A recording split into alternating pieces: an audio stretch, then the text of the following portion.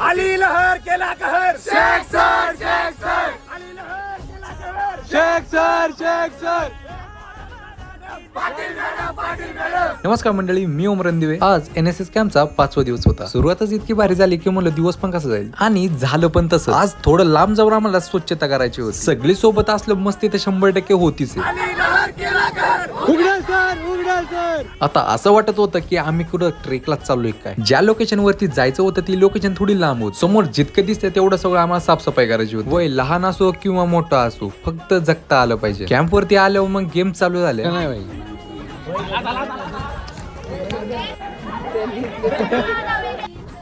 Start म्हणलेलं नाही होतीये आत्ता.